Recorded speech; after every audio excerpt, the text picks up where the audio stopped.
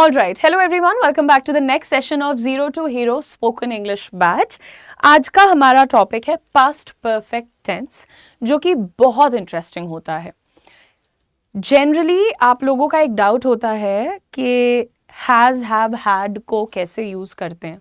ठीक है, अब हैज़ हैव आपको मैंने पढ़ाया था आपके प्रेजेंट परफेक्ट टेंस में, लेकिन जब हम बात करते हैं हैड की तो ये कहाँ पर यूज़ होगा, और इसी के ऊपर कंप्लीटली बेस्ड होता है हमारा पास्ट परफेक्ट टेंस.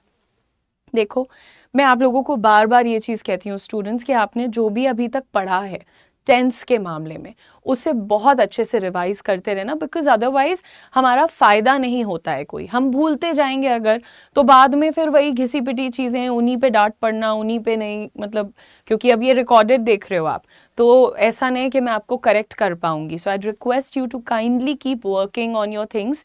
जो आप एक दिन पहले 2 दिन पहले पढ़ते हो उसको रिवाइज कर लो, otherwise your writing and your speaking both are on the both at least have the possibility of getting spoiled. कि कोई चेक करने वाला नहीं है ना आपके पास. मैं चेक कर सकती हूँ लेकिन वो लाइव में कर सकती हूँ, रिकॉर्डेड में ये चीज़ आपके लिए थोड़ी सी रिस्ट्रिक्टेड है. आगे बढ़ते हैं. सबसे पहले यहाँ पर समझिए कि पास्ट परफेक्ट टेंस को हम यूज कहाँ करते हैं. इसको लिख लीजिए कि when we have two actions of the past to show which action happened first, we use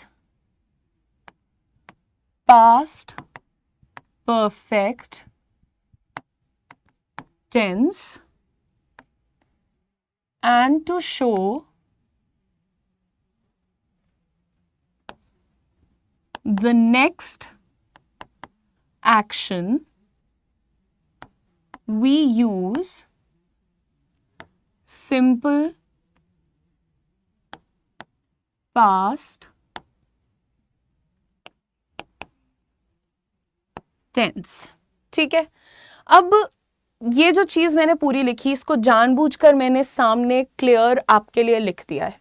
pause करके इसको आप एक बार खुद भी पढ़ लो. ठीक है, और फिर ये एक्सप्लेनेशन सुनना. जब भी हमारे पास बीते हुए टाइम के 2 एक्शंस होते हैं, हमारे पास 2 एक्शंस हैं जो कि हमें बताते हैं कि हम पुरानी एक्टिविटी को डिस्कस कर रहे हैं. ठीक है, जैसे एग्जाम्पल के तौर पर अगर मैं आपसे कहूं कि दिल्ली जाने से पहले मैं अपने सारे दोस्तों से मिली थी. ठीक है, अब राइट, ये क्यों हुआ हमारे साथ. ठीक है, दिल्ली जाने से पहले मैं अपने सारे दोस्तों से मिली थी. ये देखने में लग रहा है कि बस एक सिंपल सा सेंटेंस लिखा हुआ है, बट अगर आप गौर करेंगे, आप थोड़ा फोकस करेंगे, तो यहाँ 2 एक्शंस हुए हैं पास्ट के. मैं दिल्ली आ चुकी हूँ और अब मैं तुम्हें बता रही हूँ कि यार आने से पहले मैं सारे दोस्तों से मिल के आई थी. तो ये दोनों पास्ट के हो गए. आई भी मैं पास्ट में, और उससे पहले मैंने क्या किया, दोस्तों से मिली. तो पहली चीज, इसमें 2 एक्शंस दिख रहे हैं. एक दिल्ली जाने का एक्शन है, दूसरा है सारे दोस्तों से मिलने का एक्शन. लेकिन पुराना कौन सा है? पुराना ये है, दोस्तों से मिली उसके बाद दिल्ली गई. तो दिल्ली जाने से पहले मैंने क्या किया था, पहले मैं दोस्तों से मिली थी। अब इसी चीज को अगर मैं बोलूं कि मैं अपने सारे दोस्तों से मिलने के बाद दिल्ली गई, तो भी क्लियर है पहला एक्शन कौन सा है, पहले मैं उन लोगों से मिली उसके बाद दिल्ली गई, राइट।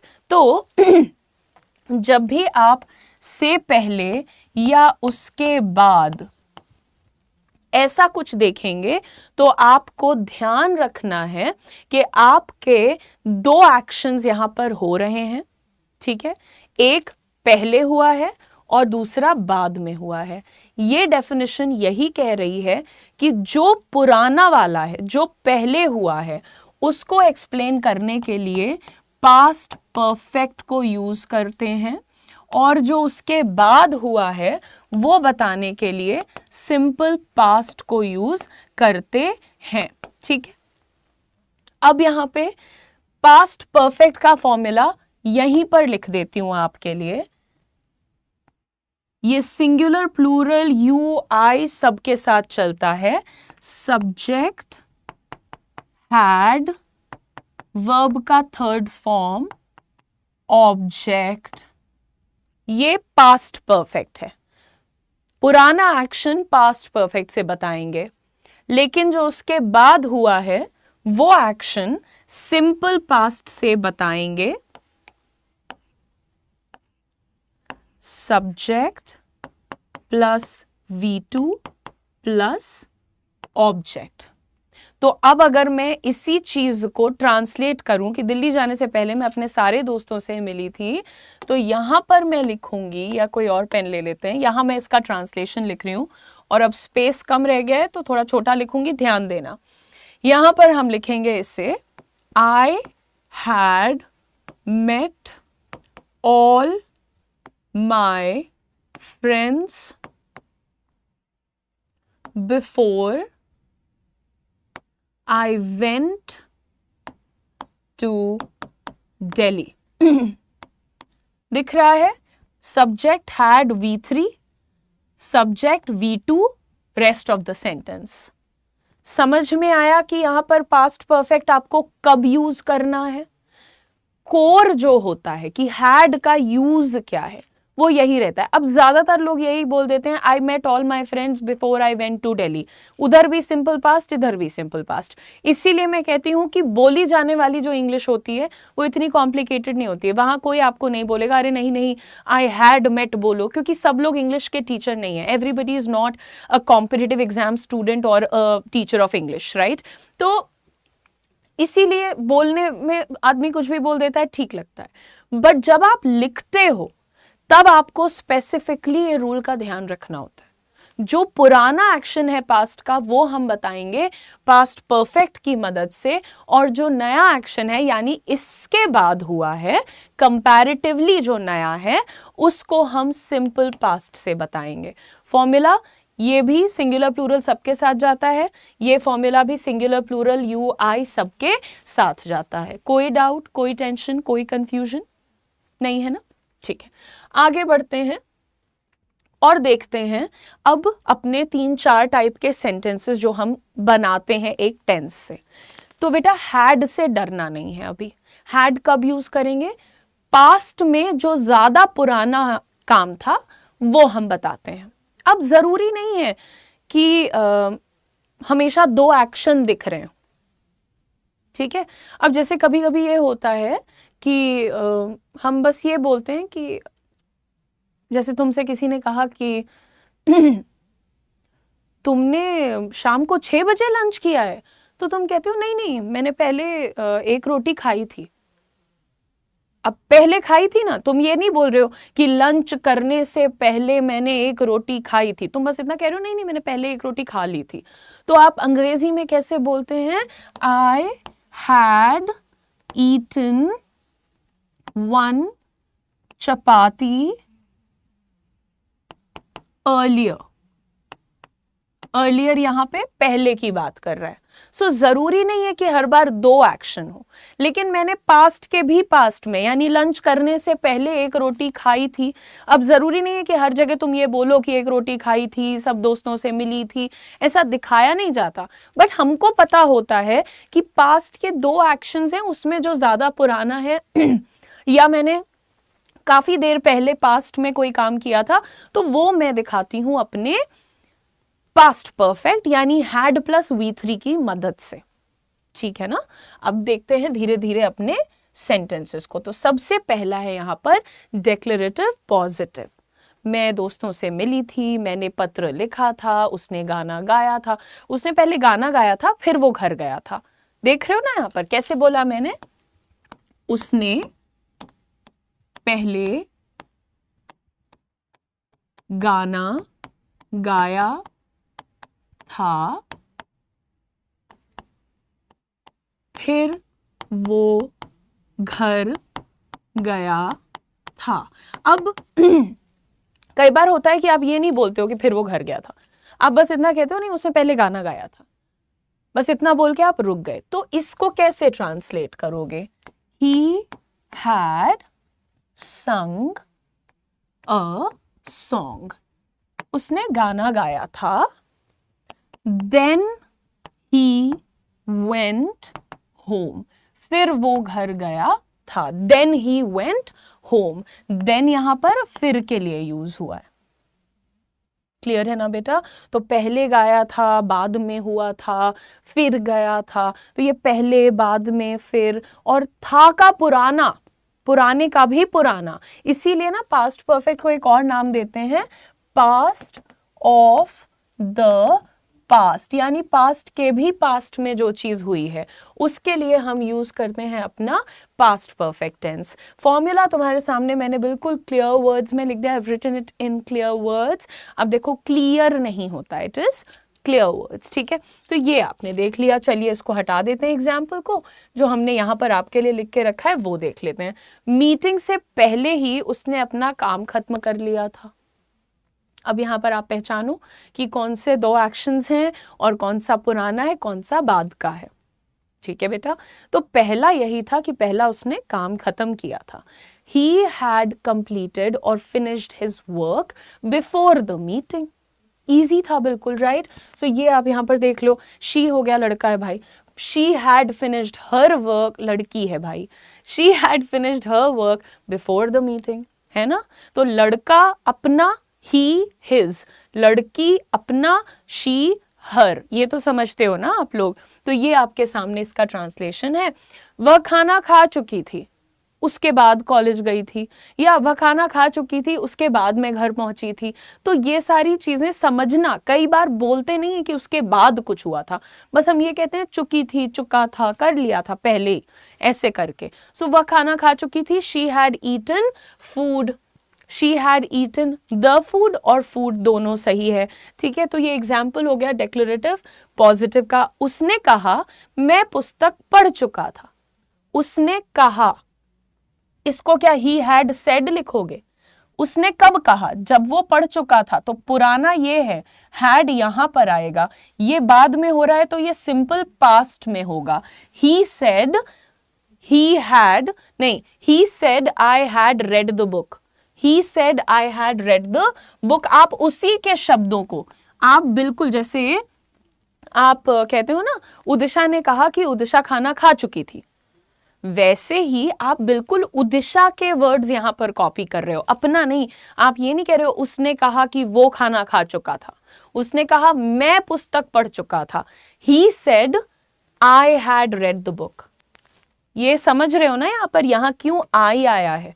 क्योंकि तुम किसी और के वर्ड को एज इट इज बता रहे हो। डायरेक्ट है ये, इनडायरेक्ट नहीं है ये।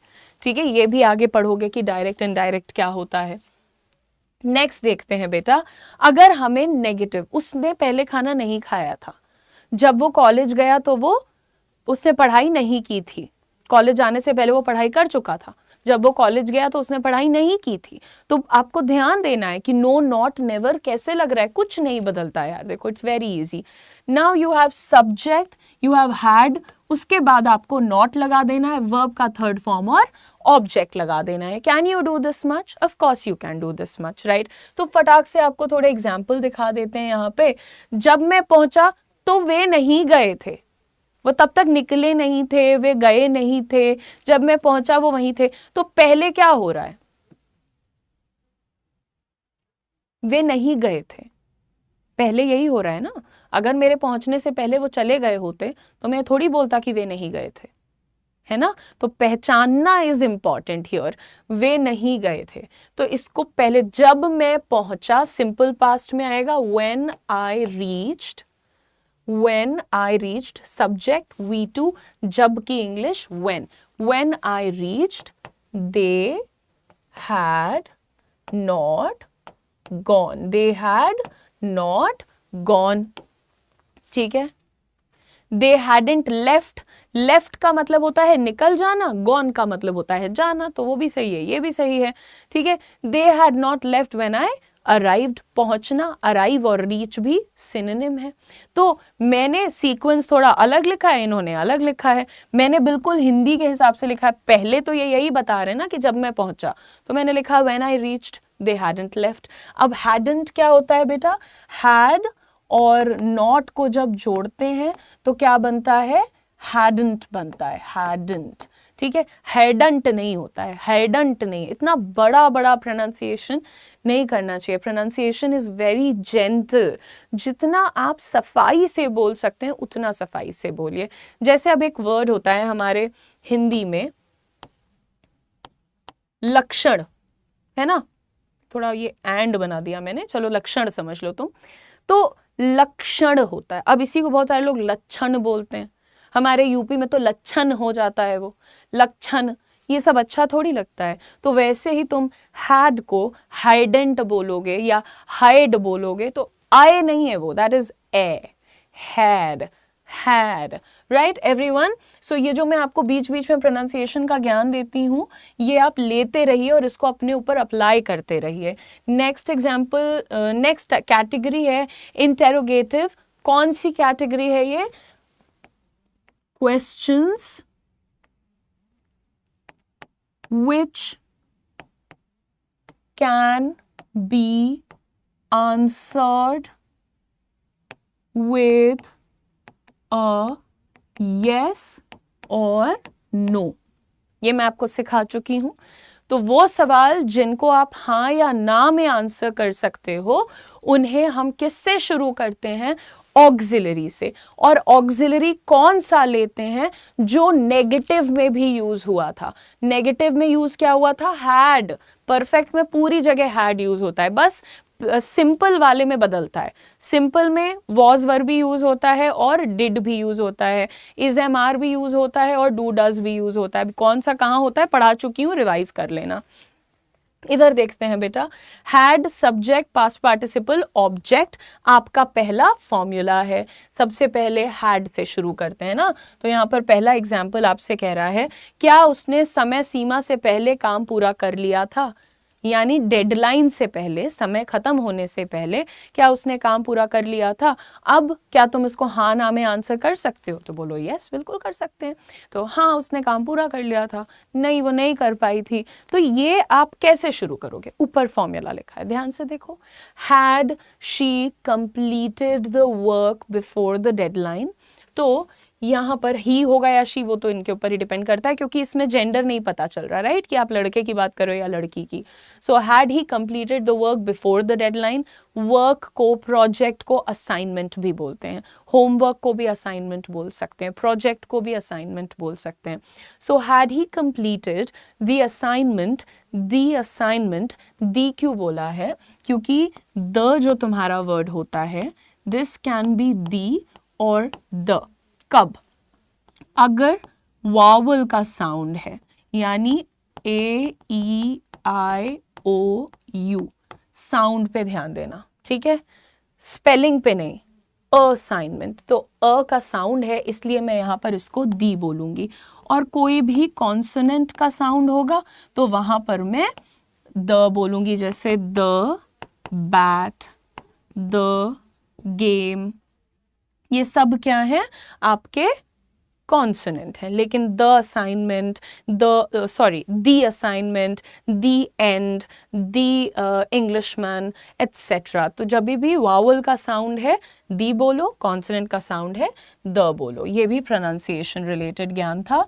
आगे देख लेते हैं, आपका ट्रांसलेशन यहाँ मिल चुका है, लेकिन हमारे पास एक और कैटेगरी आती है पहले। हाँ, अब यहाँ पे देखो, आपको अगर एक ऐसा क्वेश्चन मिलता है, question which cannot be answered with yes no, यानी कि वो सवाल जिसको आप हाँ या ना में आंसर नहीं कर सकते हो, वो किससे शुरू होता है? WH वर्ड से शुरू होता है, राइट? वैसे तो मैं ये काफी ठीक से पढ़ा चुकी हूं, लेकिन एक बार लिख लीजिए, what का मतलब क्या, when का मतलब कब, where का मतलब कहाँ, who का मतलब कौन, whom का मतलब किससे, whose का मतलब किसका, why का मतलब क्यों, which का मतलब कौन सा, सी, ठीक है? और इसके साथ एक और वर्ड यूज कर लो, हाउ, जो कि WH नहीं है बट इस लिस्ट में आता है। हाउ, हाउ का मतलब कैसे, ठीक है? अगर कोई ऐसा सवाल है जिसको कि आप नहीं यूज कर सकते या नहीं आंसर कर सकते हो yes और no में, if you have a question that you cannot answer with a yes or a no. Now guys, did you notice I said with? अब बच्चे कैसे बोलते हैं? बच्चे कहते हैं with, द नहीं बोलना है, जबान को अंदर नहीं रखना है, with। ये जो दो दांतों के बीच में द जबान बाहर आती है ना, तो वो साउंड देता है थ with this that, this that नहीं होता है, this that नहीं होता है, with this that, ऐसे जबान बाहर निकाल करके बोलना है, ठीक है? इंपॉर्टेंट चीजें हैं भाई, है ना? अब यहाँ पर फॉर्मूला देख लेते हैं एक बार। जैसे कि मान लो मैंने कहा हाँ चलो, दिनेश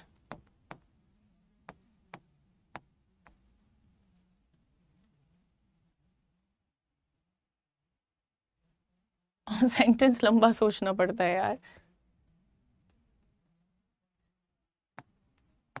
घर जाने से पहले